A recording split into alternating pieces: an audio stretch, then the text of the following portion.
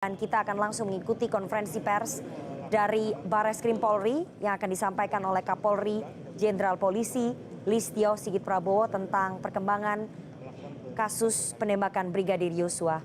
Kita ikuti bersama.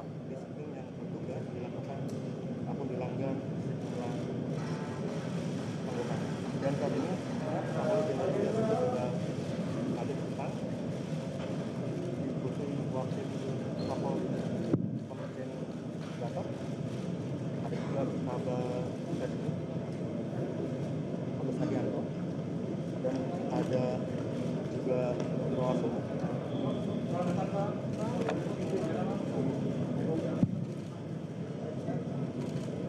Assalamualaikum warahmatullahi wabarakatuh. Salam sejahtera bagi kita semua. Salam, Om Swastiastu, Namo Buddhaya, Salam Kebijakan. Yang saya hormati Bapak Wakapolri, Bapak Irwasem, dan seluruh tim sus, rekan-rekan media. Baik, sore hari ini saya akan menyampaikan perkembangan terbaru terkait peristiwa tindak pidana yang terjadi di Duren 3. Dan ini juga merupakan komitmen kami dan juga menjadi penekanan Bapak Presiden untuk mengungkap kasus ini secara cepat, transparan, dan akuntabel. Dan tadi juga beliau perintahkan jangan ada yang ragu-ragu, jangan ada yang ditutup-tutupi, ungkap kebenaran apa adanya. Jangan sampai menurunkan kepercayaan masyarakat terhadap Polri. Jadi ini tentunya menjadi perintah dan amanat yang tentunya saat ini dan kemarin juga. CNN Indonesia Breaking News. Terhadap laporan awal menembak antara Saudara J dan Saudara RE di Duren 3 yang ditangani oleh Polres Metro Jakarta Selatan dan juga dilakukan pemeriksaan di Propampori dan juga Polda Metro, di mana pada saat pendalaman dan olah TKP ditemukan ada hal-hal yang menghambat proses penyidikan dan kejanggalan-kejanggalan yang juga kita dapatkan seperti hilangnya CCTV dan hal-hal lain, sehingga muncul dugaan ada hal-hal yang ditutupi dan direkayasa. Oleh karena itu, dalam rangka membuat terang peristiwa yang terjadi, tim sus telah melakukan pendalaman dan ditemukan adanya upaya-upaya untuk menghilangkan barang bukti, merekayasa, menghalangi proses penyidikan sehingga proses penanganannya menjadi lambat. Tindakan yang tidak profesional pada saat penanganan dan olah TKP serta tindakan-tindakan tidak profesional lain pada saat penyerahan jenazah almarhum J di Jambi. Oleh karena itu, untuk membuat terang dan menghilangkan hambatan-hambatan penyidikan, beberapa waktu yang lalu kami telah mengambil keputusan penonaktifan Kapolres Metro Selatan, Karopaminal, Kadif Propampori, Karoprovos. Kemudian tim sus juga telah melakukan pemeriksaan terhadap pelanggaran kode etik profesi Polri ataupun tindakan untuk merusak, menghilangkan barang bukti, mengaburkan, dan merekayasa dengan melakukan mutasi ke Yanma Polri, dan saat ini semuanya dilakukan pemeriksaan. Kemarin ada 25 personil yang kita periksa dan saat ini bertambah menjadi 31 personil. Kita juga telah melakukan penempatan khusus kepada 4 personil beberapa waktu yang lalu dan saat ini bertambah menjadi 11 personil Polri, terdiri dari 1 bintang 2, 2 bintang 1, 2 kombes, 3 AKBP, 2 kompol, dan 1 AKP. Dan ini kemungkinan masih bisa bertambah. Selanjutnya, untuk menjaga transparansi dan akuntabilitas dalam penanganan kasus ini, kita telah melibatkan pihak-pihak eksternal seperti rekan-rekan di Komnas HAM yang saat ini masih terus bekerja dan juga mitra kami di Kompolnas selaku pengawas kepolisian. Kami juga telah memberikan ruang seluas-luasnya kepada masyarakat, terutama keluarga korban, seperti beberapa waktu yang lalu, untuk kita berikan ruang otopsi ulang atau ekshumasi dan juga melayani laporan polisi dari pihak korban. Dan tentunya ini adalah merupakan wujud transparansi yang kami lakukan. Alhamdulillah, saat ini tim SUS telah mendapatkan titik terang dengan melakukan proses-proses penanganan dan pemeriksaan secara saintifik dengan melibatkan kedokteran forensik, olah TKP, dengan melibatkan tim puslapor untuk menguji balistik, mengetahui perkenaan alur dan tembakan, pendalaman terhadap CCTV dan handphone oleh puslapor, biometrik identification oleh Pusinafis, serta tindakan lain yang tentunya bersifat ilmiah. Dan juga kami menemukan persesuaian dalam pemeriksaan yang telah kita lakukan terhadap saksi-saksi yang berada di TKP, termasuk saksi-saksi lain yang terkait, juga saudara RE, saudara RR, saudara KM, saudara AR, dan saudara P, dan saudara FS. Ditemukan perkembangan baru bahwa tidak ditemukan, saya ulangi, tidak ditemukan fakta peristiwa tembak menembak seperti yang dilaporkan. Saya ulangi, tidak ditemukan fakta peristiwa tembak menembak seperti yang dilaporkan awal.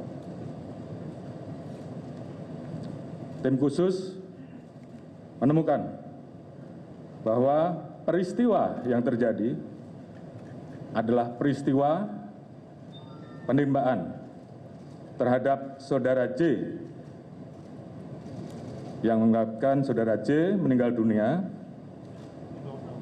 yang dilakukan oleh saudara RE atas perintah saudara FS.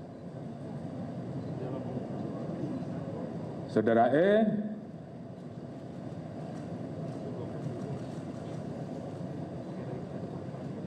telah mengajukan GC, dan saat ini itu juga yang membuat peristiwa ini menjadi semakin terang.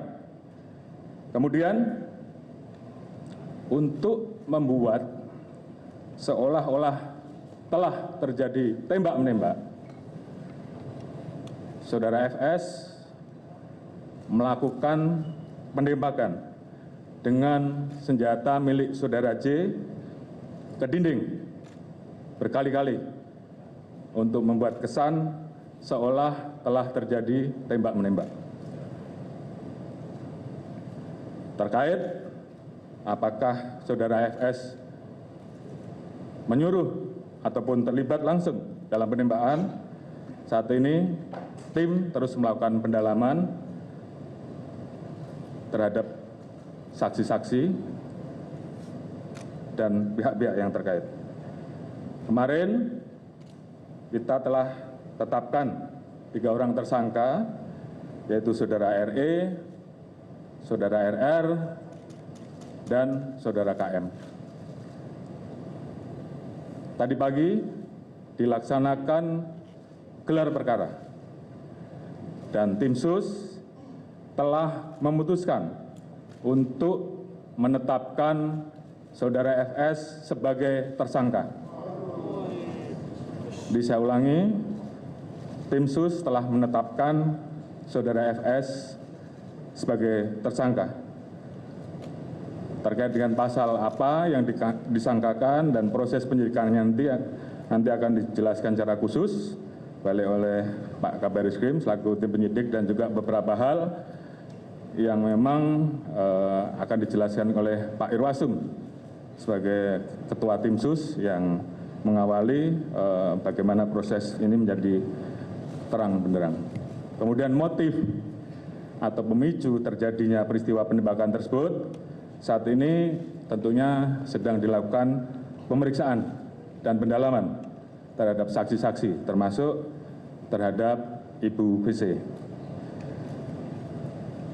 Terkait dengan penanganan oleh tim Irsus, terkait dengan proses dugaan pelanggaran terhadap kode etik ataupun pelanggaran tindak pidana lain yang ditemukan selain peristiwa utama, nanti akan dijelaskan secara khusus oleh Pak Irwasum. Dan juga tentunya ada beberapa proses yang akan terus kami lakukan untuk melakukan audit. Mungkin selanjutnya saya serahkan kepada Pak Irwasum untuk mungkin bisa menyampaikan beberapa hal. Silakan.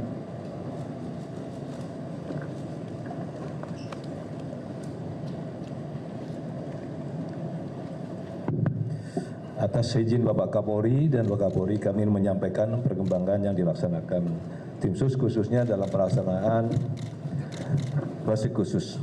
Bahwa tim sus ini dibentuk oleh Bapak Kapolri yang beranggota lengkap yang langsung sebagai penanggung jawab Bapak Kapolri dari Bareskrim Polri, Itwasum Polri, kemudian Mbak Intelkam, SSDM, Pusdokes, dan Divteika.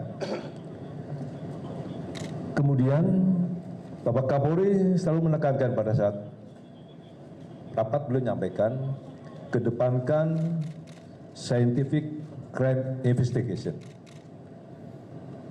Saya memahami dan tim sus memahami kepada para media dan masyarakat, selama 1 minggu pertama dibentuk, kami memahami seolah-olah tim sus tidak bergerak.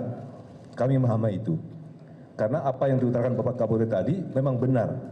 Kami mengalami kesulitan karena pada saat pelaksanaan olah TKP awal dilaksanakan tidak profesional, kurang profesional, dan beberapa alat bukti pendukung sudah diambil.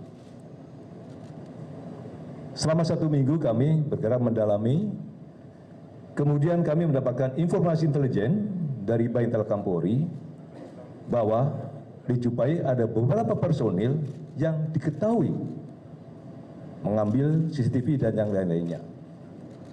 Oleh karena itu, Itwasum membuat perintah gabungan dengan melibatkan Divpropam Polri dan Bareskrim Polri telah melaksanakan pemeriksaan khusus kepada 56 personil Polri.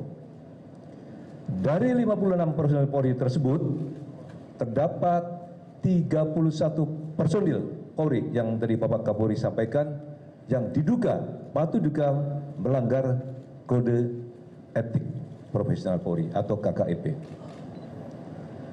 Kemudian yang melakukan pelanggaran, tadi Bapak Kapolri sudah menyampaikan 11 dilaksanakan penempatan khusus, yang 3 perwira tinggi ditempatkan di Mako Brimob Polri. ada hal yang menonjol pada saat melaksanakan pemeriksaan khusus ini terhadap Barada RE yang bersangkutan pada saat dilaksanakan pemeriksaan mendalam ingin menyampaikan unek-unek. Dia pengen menulis sendiri. Tidak usah ditanya, Pak, saya menulis sendiri. Yang bersangkutan menulis dari awal bahwa dia melakukan adalah yang bersangkutan. Dengan dilengkapi dengan cap jempol dan materai. Dari itulah pemeriksaan Riksus, karena sudah ada unsur pidananya, maka kita limpahkan kepada Barreskrim Polri untuk melakukan tindakan penyidikan lebih lanjut. Termasuk juga kepada Bribka RR pada saat dilaksanakan pemeriksaan khusus juga demikian.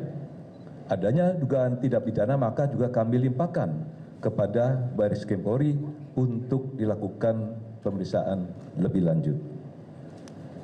Kemudian kemarin kami melapor kepada Kapolri bahwa tim sus seluruhnya melaksanakan pemeriksaan mendalam kepada FS di Makobrimob.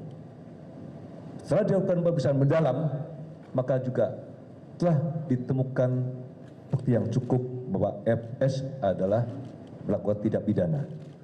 Maka tadi Pak Kapolri menyampaikan setelah dilakukan gelar perkara dan sudah tetapkan sebagai tersangka. Oleh karena itu, kami menjelaskan bahwa ke-31 personil yang melanggar kode etik Polri, dari Barreskrim Polri ada 2 personil.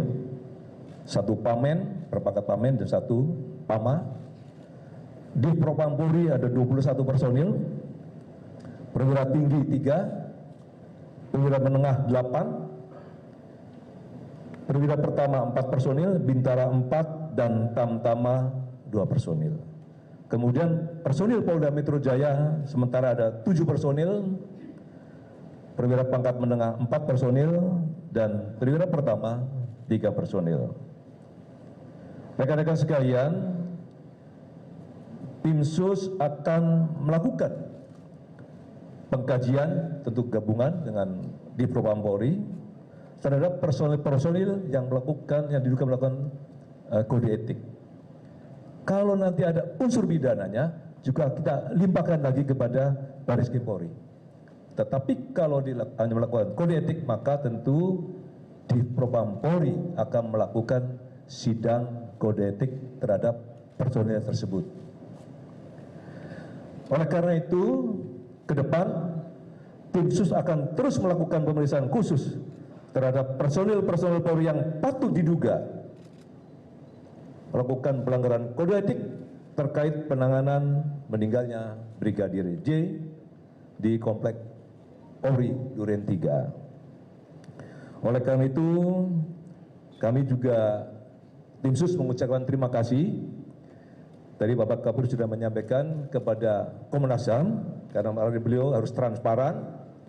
Kemudian juga tentu Kompolnas yang terus selalu memberikan pengawalan, sehingga kasus ini terungkap. Kemudian juga tentunya kami mengucapkan terima kasih kepada seluruh masyarakat yang telah memberikan support dan dukungannya kepada tim sus, walaupun menunggu, namun sudah ada titik terang dan sehingga terungkap. Termasuk juga tentu kepada seluruh anggota Polri yang saya cintai, karena memang banyak sekali WA yang masuk. Terima kasih kepada seluruh anggota. Saya kira itu Bapak Kapolri. Terima kasih. Assalamualaikum warahmatullahi wabarakatuh. Baik, terima kasih Pak Irwasum yang sudah menyampaikan beberapa pointers penting terkait dengan kinerja tim sus yang dipimpin oleh beliau. Selanjutnya Pak Kabar Eskrim saya perintahkan untuk menyampaikan terkait pasal-pasal dan mungkin proses penyidikan yang saat ini sedang berjalan. Silakan. Terima kasih Bapak Kapolri, yang kami hormati Bapak Kapolri, Bapak Wakapolri, Ketua Tim Sus Penanganan Kasus Penembakan di Duren 3. Pada kesempatan ini rekan-rekan sekalian, awal pembentukan tim sus tugasnya adalah melakukan asistensi terhadap penanganan laporan kejadian yang diterima oleh Polres Jakarta Selatan.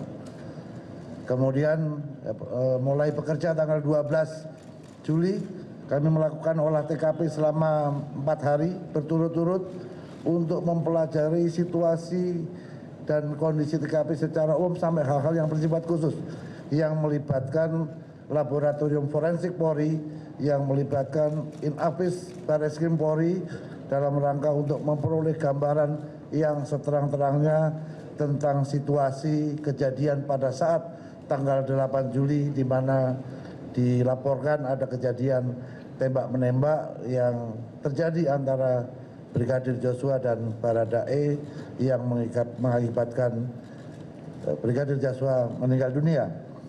Kemudian kami melaksanakan analisa, tim bekerjasama melaksanakan analisa terhadap hasil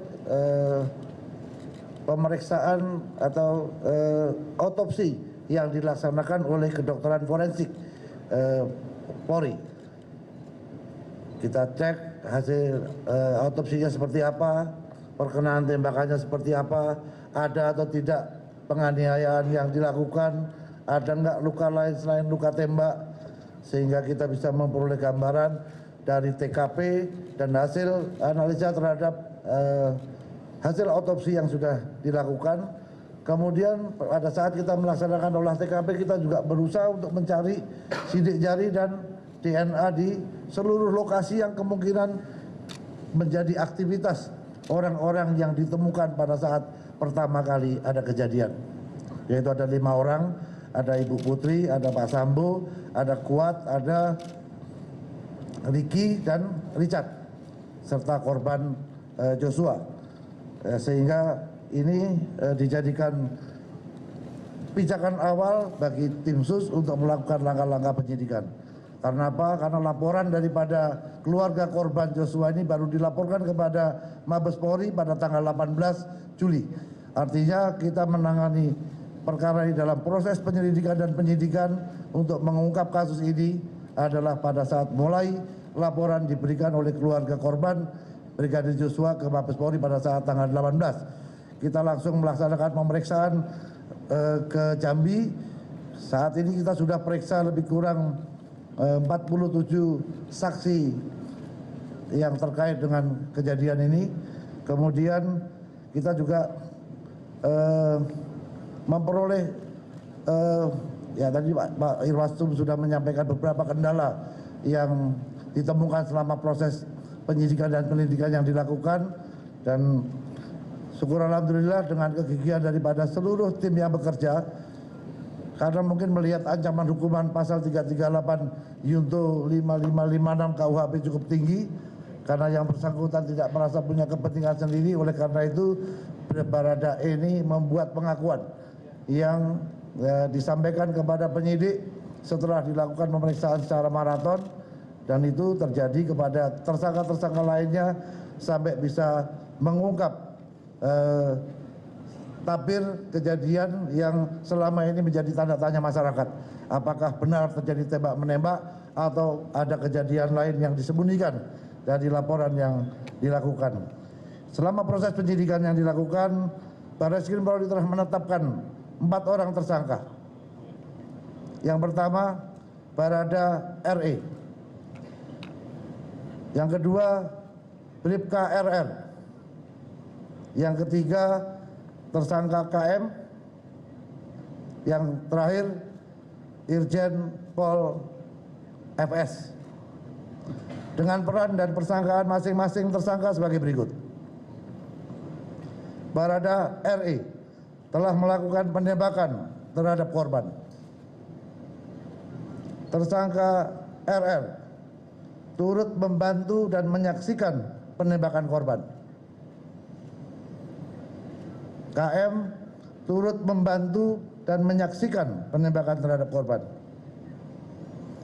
Irjen Pol FS menyuruh melakukan dan menskenario peristiwa seolah-olah terjadi peristiwa tembak-menembak di rumah dinas Irjen Pol Ferdi Sambo di Komplek Polri Duren 3. Berdasarkan hasil pemeriksaan keempat tersangka, menurut perannya masing-masing, penyidik menerapkan pasal 340, subsidiar pasal 338, junto pasal 55, 56 KUHP dengan ancaman maksimal hukuman mati, penjara seumur hidup, atau penjara selama-lamanya 20 tahun. Demikian Bapak Kapolri yang dapat kami sampaikan. Mudah-mudahan ini bisa memberikan jawaban kepada masyarakat atas keseriusan institusi Polri untuk menjaga marwahnya kepada masyarakat. Terima kasih. Wassalamualaikum warahmatullahi wabarakatuh. Baik, terima kasih Pak Kabar Eskrim. Jadi rekan-rekan, saya kira sudah jelas tadi persangkaan pasalnya. Pasal 340, saya ulangi, pasal 340, subsidiar pasal 338, junto pasal 55 dan 56 terkait dengan 4 orang yang tadi sudah disebutkan, dan tentunya ini akan terus dilaksanakan pemeriksaan tambahan. Tentunya langkah-langkah dari tim sus ini adalah merupakan wujud komitmen Polri untuk mengusut tuntas perkara ini secara akuntabel, jujur, terbuka, transparan, sesuai dengan harapan masyarakat dan arahan Bapak Presiden untuk mengusut tuntas. Jangan ragu-ragu, jangan ada yang ditutup-tutupi, ungkap kebenaran sehingga dapat dipertanggungjawabkan kepada publik. Terkait dengan hambatan upaya untuk menghilangkan barang bukti, saya minta kepada tim sus juga lakukan pemeriksaan terhadap saudara FS. Apakah ada perintah dari yang bersangkutan, dan tolong segera laporkan hasilnya. Kemudian tentunya tim sus, karena ini sudah menjadi perhatian publik, saya minta untuk betul-betul segera bisa diselesaikan, terus bekerja keras, sehingga betul-betul kita profesional, akuntabel, dan tentunya pendekatan saintifik yang tentunya akan kita pertanggungjawabkan betul-betul bisa dilakukan dengan profesional. Dan harapan kita semua tentunya kasus ini bisa segera tuntas dan segera kita limpahkan kejaksaan untuk segera bisa diproses sidang. Kemudian terkait dengan temuan-temuan pelanggaran kode etik maupun pelanggaran pidana lain yang ditemukan, agar segera dituntaskan dan segera diproses, apakah itu dengan proses pidana atau proses etik untuk segera bisa di sidang etik, ataupun segera dituntaskan untuk diproses dan diajukan ke kejaksaan. Tentunya ini menjadi komitmen kami, komitmen Polri untuk betul-betul bisa menjaga marwah dan nama institusi Polri. Tentunya terima kasih tadi disampaikan oleh Pak Irwasum, sekali lagi dukungan dari masyarakat, support dari masyarakat dalam memberikan semangat pada kami untuk mengungkap agar fakta ini menjadi terang benderang, dan ini bagi kami merupakan bentuk kecintaan terhadap institusi Polri. Mungkin itu yang bisa saya sampaikan. Terima kasih. Wassalamualaikum warahmatullahi wabarakatuh. Silakan. Pak, salah satu yang paling menjadi sorotan Pak publik, yaitu mengenai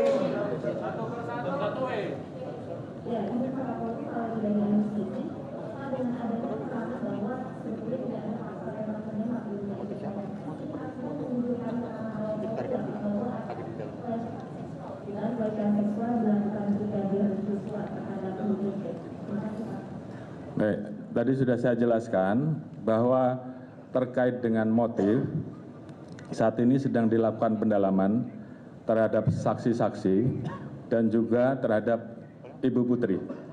Jadi saat ini belum bisa kita simpulkan, namun yang pasti ini menjadi pemicu utama terjadinya peristiwa pembunuhan. Untuk apa kesimpulannya, tim saat ini terus bekerja, ada beberapa saksi yang saat ini sedang diperiksa dan tentunya nanti akan kita informasikan. Namun yang paling penting peristiwa utamanya apakah tembak-menembak atau yang terjadi penembakan, ini saya kira tadi sudah dijelaskan secara terang. Silakan. Pak, yang lain. Pak mengenai yang pertama itu kan yang ditanyakan keterlibatan katanya ada penasehat Kapolri yang inisial FIP yang menyusun skenario juga baik itu betul Pak. Dan yang kedua, apa sudah bisa dipastikan bahwa motifnya tidak ada tentang pelecehan seksual karena influencernya kan juga menuntut keseluruhan sosial juga kan. Juga mungkin dia harusnya memberikannya diri satukan karena juga awal katanya ini pelecehan seksual. Dan yang kedua mungkin Pak, kenapa TSK-nya tidak dipanggilkan seperti kasus-kasus lainnya Pak? Terima kasih Pak. Baik, jadi pertanyaan pertama tadi, kami sedang melakukan pendalaman, tim sedang bekerja. Tentunya apabila kita temukan, pasti kita proses. Terkait dengan motif, tadi sudah kita sampaikan bahwa pendalaman masih terus dilakukan, dan ini tentunya membutuhkan keterangan dari ahli-ahli di samping persesuaian saksi-saksi, sehingga tentunya ini menjadi bagian yang juga harus kami tuntaskan. Pak, izin Pak, ya Rama Pak dari Radio Sinta Pak, untuk soal etiknya Pak, ada 31 personil yang diduga melakukan pelanggaran etik dan ini jumlahnya cukup besar. Yang ingin diketahui apa sebenarnya motivasi dari mereka, rata-rata mereka, apakah mereka sadar bahwa apa yang mereka lakukan ini mempengaruhi, bisa mengganggu jalannya penyelidikan. Terima kasih Pak Kapolri.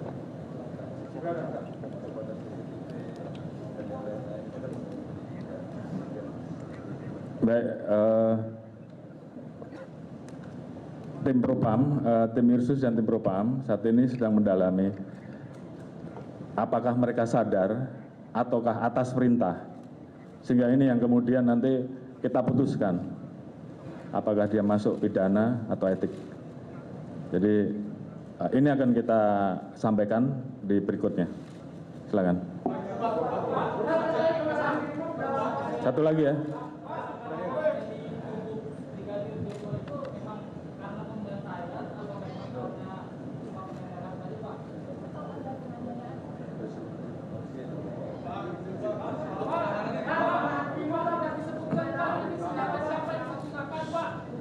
Sudah. Penembakan yang dilakukan terhadap brigadir J itu dilakukan dengan senjata yang mana Pak? Dan kemudian tadi disebutkan FS menggunakan senjata dari brigadir J. Apakah FS itu juga ikut melakukan penembakan terhadap J? Tadi sudah saya jelaskan, penembakan terhadap brigadir J dilakukan atas perintah saudara FS dengan menggunakan senjata milik saudara brigadir R. Terkait dengan apakah FS ikut menembak, ini sedang dilakukan pendalaman karena ada beberapa pendalaman terkait dengan saksi, kemudian bukti saintifik yang sedang kita dalami, dan kemudian yang digunakan untuk melakukan penembakan ke dinding adalah senjata milik saudara J. Jelas ya? Saya kira cukup.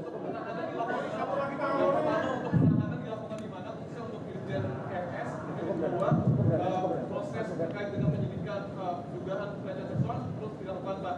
Tapi sebenarnya dilakukan aktivitas dari J pada saat ditembak itu sedang apa Pak?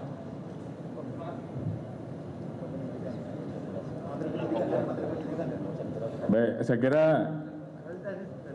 ini sifatnya sangat teknis dan menjadi materi bagian oleh penyidikan yang nanti akan dipertanggungjawabkan ke pengadilan ya. Jadi supaya semuanya nanti terang benderang pada saat proses di persidangan. Namun paling tidak secara garis besar apa yang menjadi pertanyaan publik selama ini tentunya sudah kita jawab terkait dengan posisi Irjen FS saat ini dipatsuskan di Rutan Brimob. Tentunya setelah penetapan tersangka akan ditahan dan nanti akan diputuskan oleh tim apakah ditahan di Rutan Brimob atau tempat yang lain. Nanti akan diputuskan setelah pemeriksaan beliau sebagai pemeriksaan FS sebagai tersangka. Baik, mungkin itu. Terima kasih. Rekan-rekan, Assalamualaikum warahmatullahi wabarakatuh. Itu tadi konferensi pers yang digelar oleh jajaran dari Polri. Yang pertama disampaikan oleh Kapolri Jenderal Polisi Listio Sigit Prabowo. Saya akan summary sedikit bahwa tim sus atau tim khusus sudah mendapatkan titik terang dengan melakukan proses penanganan dan pemeriksaan secara scientific crime investigation dengan melibatkan kedokteran forensik dan juga Puslap 4. Tim sus menemukan perkembangan baru bahwa tidak ditemukan fakta tembak-menembak seperti kronologi awal yang disampaikan oleh Polri. Namun tim sus menemukan bahwa terjadi peristiwa penembakan terhadap Brigadir Yosua yang dilakukan oleh saudara E atau Barada E atas perintah FS atau atas perintah Irjen Polisi Verdi Sambo. Dan dari hasil pengembangan penyidikan tersebut, maka Barreskrim Polri menetapkan 4 tersangka dalam kasus penembakan Brigadir Yosua. Yang pertama Barada RE yang melakukan penembakan kepada Brigadir Yosua menggunakan senjatanya sendiri. Kemudian Bribka RR yang turut membantu dan menyaksikan penembakan korban. Tersangka KM yang turut membantu dan juga menyaksikan penembakan korban. Serta Irjen Polisi FS atau Irjen Polisi Verdi Sambo yang menyuruh melakukan penembakan dan menskenariokan seolah-olah terjadi tembak-menembak di rumah dinasnya pada tanggal 8 Juli lalu. Keempat tersangka kemudian diganjar pasal 340, subsidiar 338, junto 55 dan 56 KUHP, maksimal hukuman mati atau penjara seumur hidup atau selama-lamanya 20 tahun. Untuk motif dari penembakan kepada Brigadir Yosua, tadi keterangan dari Kapolri Jenderal Polisi Listio Sigit Prabowo bahwa motifnya atau pemicu penembakan sedang dilakukan pendalaman begitu ya ataupun pemeriksaan termasuk kepada saksi kunci yakni istri dari Irjen Polisi Verdi Sambo, Putri Chandrawati.